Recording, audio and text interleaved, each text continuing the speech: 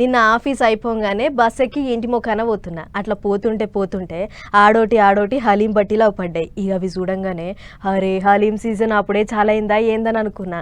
ఎందుకైనా మంచిది చూద్దామని ఫోన్ తీసి కొట్టి చూస్తే అప్పుడు సమజైంది చాలా అయింది రంజాన్ సీజన్ అని. మరి ముస్లిం సోదరులకు ఎంతో పాయరమైన రంజాన్ పండుగ ఎట్లెట్లయితుంది ఏం కథ అనేది పురాగా అరుచుకొని వద్దాం పార్రి.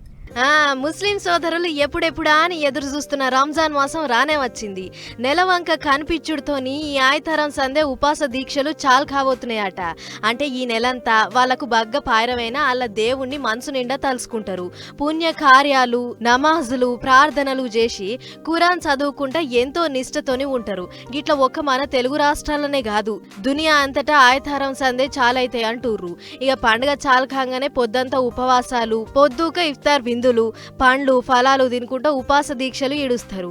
ఇప్పటికే ముస్లిం సోదరులంతా పండుగ కోసం ఏమేం చేయాలి ఎట్లెట్లా చేయాలి అని ఇకమట్లు చేస్తుర్రు. అయితే రంజాన్ దగ్గరకు వస్తున్నదంటే పట్నం జనాల సూప్ అంతా ఎంతో రుచిగుండే హలీం మీద పడుతుంది. పొద్దుక్తే సాలు నచ్చిన కాడికి పోయి ప్లేట్లు గుంజుతుంటారు.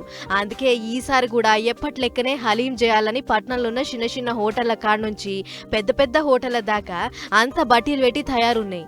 అటు కొన్ని హోటళ్ళు అయితే హలీం అమ్మకాల మీద స్పెషల్ నజర్ పెడుతుంటారు. కస్టమర్లకు తీరు ఆఫర్లు పెట్టి కొనేటట్లు చేసి రంజాన్ మాసంలో వాళ్ళ దందాను పెంచుకునే ఇకమత్ పెడుతుంటారు.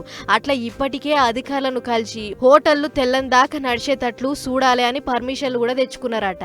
అయినా సరే కోళ్లకొచ్చినగా అడ్డదాకుల రోగం చేయంగా ఈసారి చికెన్ హలీం కంటే మటన్ హలీంకే జనం ఎక్కువ ఎగబడేటట్లున్నారని అనుకుంటున్నారట దుకాణాల ఓనర్లు. ఏదేమైనా రంజాన్ చాలైందంటే పట్నం జనాలకు హలీం మోక కూడా చాలైనట్లే. ఇక నెల మొత్తం ఎక్కడ నచ్చితే అక్కడ కడుపు నిండా కుమ్ముతుంటారు.